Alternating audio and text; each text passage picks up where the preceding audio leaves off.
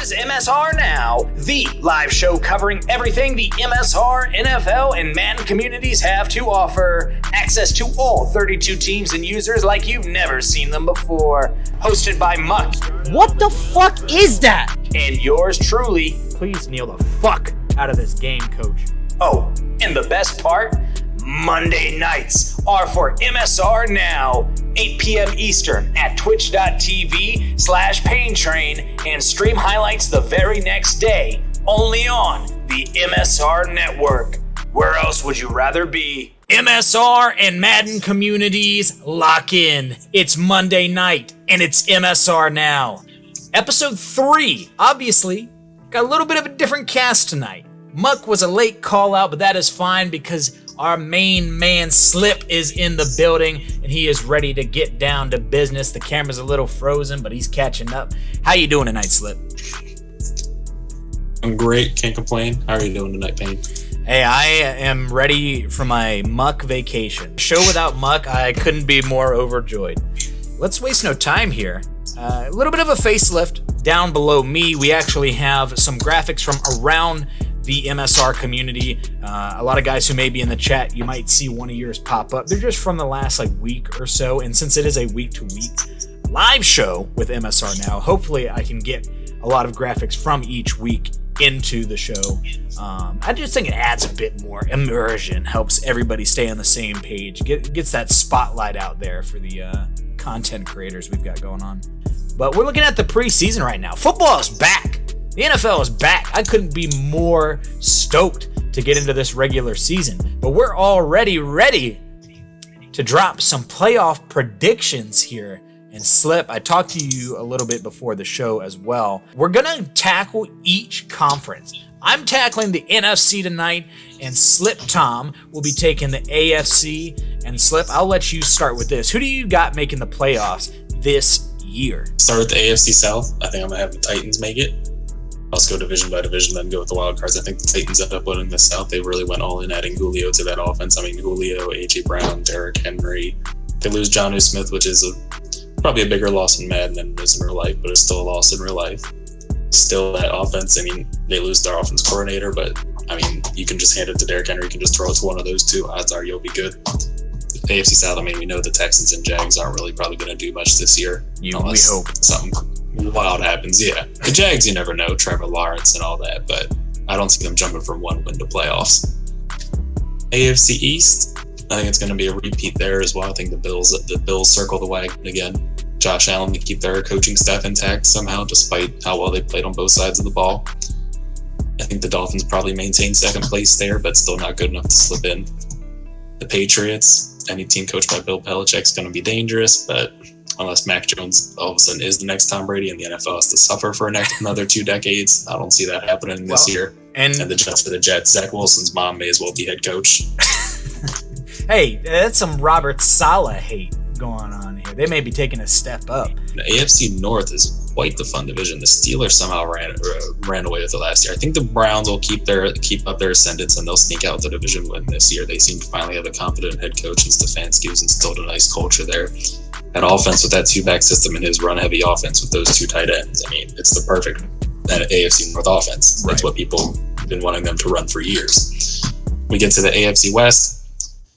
Sure, someone could surprise, but until proven otherwise, it's going to be Big Red and the Chiefs. It's going to be Mahomes carrying them. It's going to be whoever the hell he's throwing the ball to, Tyreek Hill, McCole Hardman, all them. Getting to the wild card spots, we got 3 wild cards to work with. This is going to be surprising. I'm going to go with, as my hot take being that I don't think the Colts will make it. I'm going to have 2 wild cards out of the AFC North. I think the Ravens and Steelers both get in. Ravens with Lamar, just anytime you have the Harbaugh system with that front office, they're always putting competitive teams out there. The Steelers, possibly Big Ben's last ride, Mike Tomlin. Mike Tomlin's always got them have a 500 record or better somehow. So I think I got those 2 sneaking in, and then I'm going to have the Chargers sneaking in as the 3rd wild card. Their biggest weakness on offense last couple years was the offensive line. They added a good center. They kept investing in talent ball. They added, forgetting that offensive lineman in the first round. They added him. They added a good center. Herbert has now in his second year is already damn good as a rookie. Mm-hmm. They lose Hunter Henry, which is a big loss, but I think he's still got enough receiving talent there.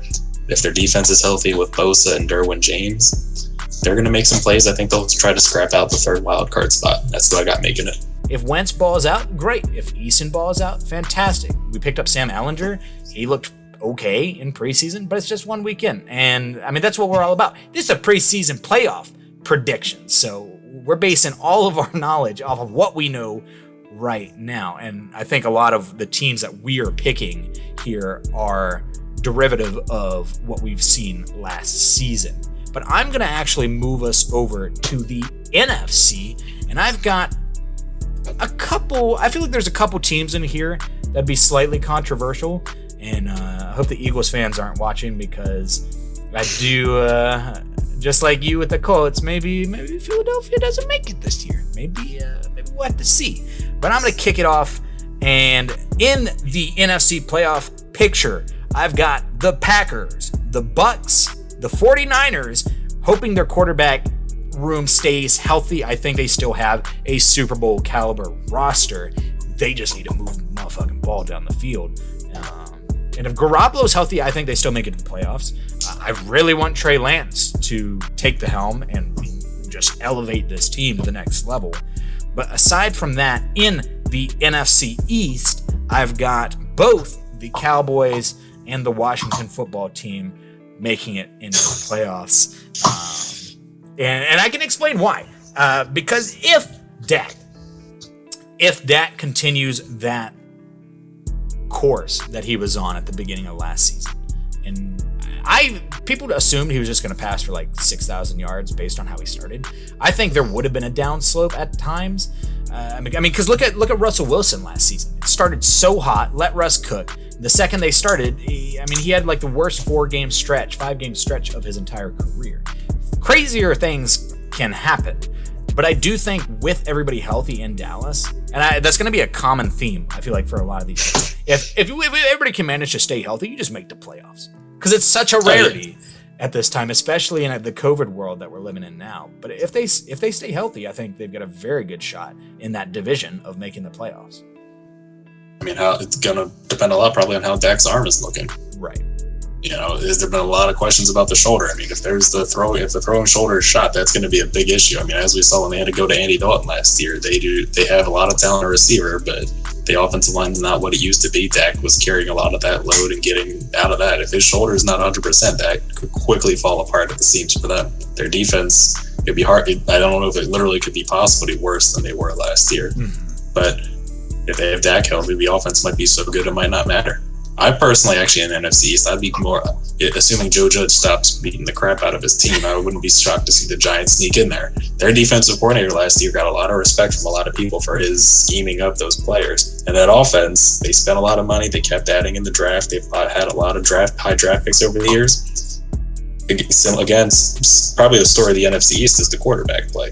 Obviously, always the case in today's NFL, but there's probably a little bit more range for variance than in most divisions. The Cowboys, if Dak's shoulder is healthy, you could have an MVP candidate. All team, you're looking at Fitzmagic or you're looking at Taylor Heineke, and they made the playoffs with Heineke last year anyway. Plus the corpse of Alex Smith. Giants, Daniel Jones, rumbling, bumbling, stumbling. If he actually figures out how to throw an accurate pass, pulls an Eli Manning. And then you got the Eagles with Jalen Hurts. A lot of up and downs about him. He's very beloved as a person, but who knows how it'll turn out on the field. Regular season comes around, we can hope. It's going to all really, at the end of the day, depend on that. Each team has its own unique strengths. The Eagles got the offensive line, the defensive line. The Cowboys have those skill receivers. The football team has that loaded defense. The Giants have Saquon. They have some receiving talent. They have a unique defensive coordinator. All four teams can legitimately fight for that division. I do have Chicago, Justin Fields' rookie season, making the playoffs. And the Bears? The Bears will make the playoffs so long as Justin Fields is at the helm. Even if Dalton looks serviceable, that's not good enough for Chicago. And it shouldn't be for that front office, because you're all on the hot seat. You should have all been fired last season. That NFC West is pretty loaded. You have to leave one of those four teams out, and it's tough to leave one of them out. Right. You got the 49ers, who are just a couple years removed from a Super Bowl. You have the Seahawks, obviously. You have the Cardinals with all the talent they have. and you have the Rams who are selling out for this year. That's a tough 4. And yeah, my dog was chugging that thing. Dude, as soon I as heard I her saw in the background. TJ, I'm not going to stop her from drinking. I'm like, damn, she's just going to chug on the broadcast. That's just how she does. She has to be the star somehow. to our Madden 22 first impressions. I mean, the game's fully released for the early access people, and then comes out in 4 days, 3 days almost, for the regular release. What was your first impressions or your first take on what you did play? I mean, I think it's fine. I like that presentation and stuff they had, the next gen stats. I'm a sucker for that. I like how they added that last year and continuing to build off that. I mean, presentation's a large part of it. You know, very clearly you would know, unless you were like a 7-year-old viewing the TV, that it was a Madden game you were playing. You were not watching an NFL game unless it was some 7-year-old that's like, oh my God, these graphics are crazy. But I think that was fine. I think it's tough to play it now because, you know, this game's going to look so different a week or 2 weeks from now. You know, they fixed the Deep Blues. All of a sudden, Tampa 2 might be a legit defense. Probably not based on our history, based on Madden's history, but, you know, the Deep Blues are going to make a big thing. Like if they patch those, all of a sudden zones look different. And if zones look different, who knows how that plays. I personally think it looks fine overall. I mean, I don't think anybody was really expecting some crazy leap forward in gameplay. I think it was fine. I think we'll see how it plays. Yeah, hopefully it's at least different. I think that's the big thing is you don't need it's one you know the whole year is probably going to get run by some meta offense or whatever, but at least having it that's different from year to year a little bit, so you at least get some variety. I think is a big thing. I totally agree. Variety is going to be huge, and the game already does feel just monumentally different from last year. Yeah. Even building off of Madden 21 Next Gen, it feels so much smoother in areas. Obviously, defense is real janky right now, but we're not going to beat a dead horse. Everybody knows the defense is kind of fucked up right now. I would assume EA knows as well. The only question is, when does it get fixed? Whether it's the day one patch or whether it's a month later comes along with the scouting patch. That would be perfect for us if it doesn't end up being in the day one patch, because at least we're getting it when the league launches. I don't want to start playing in the MSR with the defense like it is, because it is nearly unplayable. You can't use everybody on the field, so something's going to get fucked up somewhere. Overall, I'm pretty satisfied with the product that we have, just knowing that no games that come out today are finished products. If games dedicate themselves to being a live service, we're going to see change, and we're going to see improvements. That's just how it goes. That's always how it goes. You look at games like Overwatch, like Rainbow Six Siege, those games are pretty vastly different from launch, and I think we're going to see a very similar thing here. I made a joke earlier in the week saying, so long as we don't get a Madden 20 everybody who gets tackled falls forward 5 yards patch, then we should be all right. But yeah, if defense takes a step up, I think we've got a really balanced game on our hands. I think that's what everyone wants to see, is see more of that chess match where on both offense and defense, you want to do that give and take of, all right, what am I seeing here on offense? I have to make my right pre-snap and post-snap reads. On defense, I have to be mixing looks up. I have to be throwing different looks at them. Whether you got to be faking alignments, whatever.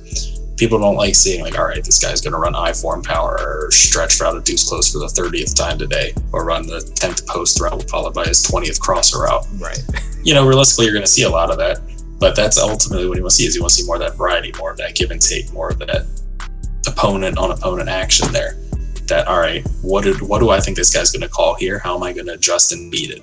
And I think that's ultimately what we love to see in real life and what we want to see in game. That question of all right, 4th and 1. Are you running the ball, doing a straightforward, or are you going for the play action? You look like a genius if you call the play action and get a 30-yard gain, but you also look like an asshole if the snap's fumbled and you get sacked on it. And that's part of the fun chess match. What do you think this guy's guessing? What do you think this guy's going to do? Yeah, exactly. I think that's what Madden struggled with. Those are the best games of our cycle. Are the ones that feel very much like a chess game, like you're conditioning your opponent to expect one thing and switch it to the other. Like that's what separates good users from bad users. Not that we have any bad users, of course. But the competition, it really gets closer when the game feels more balanced. And I think this year, one thing I have noticed is there's not a lot of I should have gotten this, or oh, that wasn't a pick, or oh, that wasn't this, that wasn't that. Oh, that'll happen.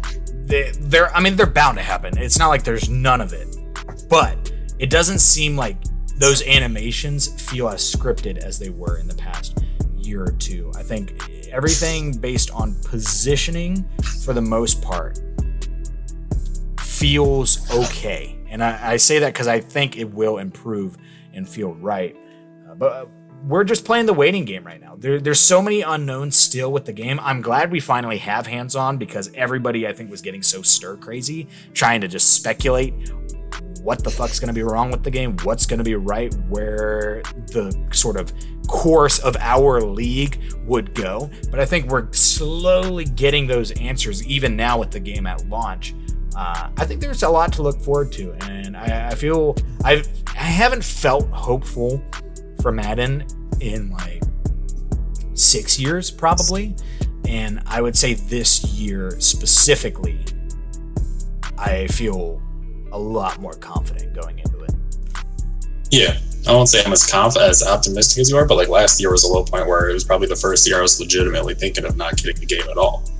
You know, that's how bad it had gotten to me, where like, what are they doing here? Like, it's the same exact thing. Now at least I'm gonna go pre-order it tomorrow. I'm not going like hardcore for it, but I'm gonna get the game. It's gonna be different enough. I like the stuff they added. Then I'm gonna get it and see how it goes. Like, I'm a little bit more optimistic than last year, so they are, like you said, at least heading in the right direction. But how wild is it that a game that you're expected to drop your money on now, or they want you to drop your money on now, could look completely different a couple of days from now, or a week from now, or a couple weeks from now? It's crazy. They could ruin You're going into that investment, and that defense could look completely different. They're gonna be adding stuff later on, sometimes when they patch, sometimes people say they overpatch. So you're gonna be expected to make all these things. For us, we're gonna be expected to pick our teams, not knowing how exactly this game's gonna play, which I think is part of the fun of it, but also part of like how wild is this? You have no idea what this is gonna look like even a week from now. You know, you might look great for investing in offense, or you might look terrible for it. And look at sim leagues, or just leagues in general, the connected franchises, from their foundation. We have spent all this time and effort making up for EA's shortcomings. That's where I think sim leagues especially, I mean, that's where the guap comes from. We're just trying to make a game that, for most people, I feel like isn't that enjoyable, and make it more immersive, make it that Sunday football experience that we've all sort of wanted out of a video game. And that's why the communities are so driven. And I think this year, so juiced to really see what EA has to offer, because they've promised all these things. If the live service doesn't come up to snuff, they're in trouble. Like, we need those patches, and it can't be like, oh, a little quality of life patch every 4 months until the next game comes out. But like you said, there's even the possibility of overpatching. You look at a game like Battlefield 5, where the TTK was completely ruined and it killed that player base, or what was left of it. I just hope we don't see that for Madden. And cautious optimism is what I would say. And I feel like most people are in that same boat. But it's not going to change much for us. I think we're all going to sort of still have that fire to continue. But we talked about it on the last show.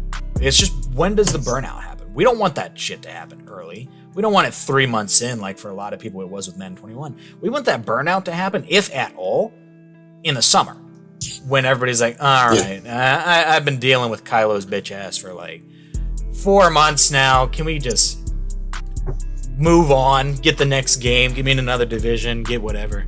I know what everybody has been waiting for. We're going to move on to our Madden giveaway. How to enter.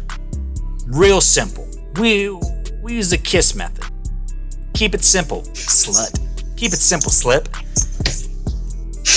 Tune in next week, 8/23, and comment Madden 22, M22 now, exclamation point necessary. And your name will be put on a wheel that will be spun at the end of the show.